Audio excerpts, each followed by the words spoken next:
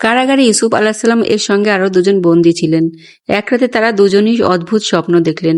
একজন দেখলেন তিনি আঙুল চিপে রাজাকে পানীয় পরিবেশন করছেন, অন্যজন দেখলেন তার মাথার উপর রুটির ঝুড়ি, আর পাখিরা সেই রুটি খেয়ে ফেলছে। তারা জানতেন ইউসুফ আলাহিসাল্লাম একজন সত্যবাদী ও জ্ঞানী মানুষ, তাই তারা স্বপ্নের ব্যাখ্যা জানতে তার কাছে এলেন। ইউসুফ আলাহিসাল্লাম প্রথমে তাদের আল্লাহর একত্ববাদের দাওয়াত দিলেন। এরপর বললেন, প্রথম ব্যক্তি আবার রাজার পানীয় পরিবেশনকারীর দায়িত্ব ফিরে পাবেন, আর দ্বিতীয় ব্যক্তির মৃত্যুদণ্ড কার্যকর হবে। কিছুদিনের মধ্যেই ঠিক তাই ঘটল।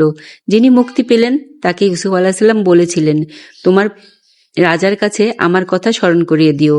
কিন্তু তিনি বহু বছর তা ভুলে গেলেন। ফলে ইউসুফ আলাহিসাল্লাম আরো কিছু বছর কারাগারেই রয়ে গেলেন। এরপর একদিন মিশরের রাজা এক আশ্চর্য স্বপ্ন দেখলেন। তিনি দেখলেন 7টি মোটা গরুকে 7টি রোগা গরু খেয়ে ফেলছে। আবার 7টি সবুজ শস্যের শীষ এবং 7টি শুকনো শীষ দেখলেন। রাজদরবারের কোনো জ্ঞানী এই স্বপ্নের অর্থ বলতে পারল না। ঠিক তখনই সেই মুক্তিপ্রাপ্ত ব্যক্তি বহু বছর আগের কথা মনে করলেন। তিনি বললেন, আমি এমন একজনকে চিনি যিনি এই স্বপ্নের সঠিক ব্যাখ্যা দিতে পারবেন। তিনি কারাগারে গিয়ে ইউসুফ আলাহিসাল্লাম এর কাছে স্বপ্নের কথা বললেন।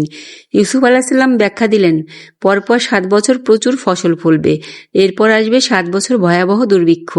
তাই ভালো সময়ে শস্য সংরক্ষণ করতে হবে, যাতে দুর্ভিক্ষের সময় মানুষ বেঁচে থাকতে পারে। রাজার কাছে এই ব্যাখ্যা পৌঁছলে তিনি বিস্মিত হয়ে গেলেন।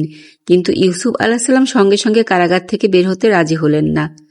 তিনি বললেন, আগে প্রমাণ করতে হবে যে তিনি নির্দোষ। তদন্ত শুরু হলো। তখন জুলেখা সহ উপস্থিত নারীরা স্বীকার করলেন, আমরাই ভুল করেছি, ইউসুফ সম্পূর্ণ নির্দোষ। এভাবেই বহু বছরের মিথ্যার মুখোশ খুলে গেল। যিনি একদিন অপবাদে কারাগারে গিয়েছিলেন, আল্লাহ তার সম্মান সবার সামনে ফিরিয়ে দিলেন।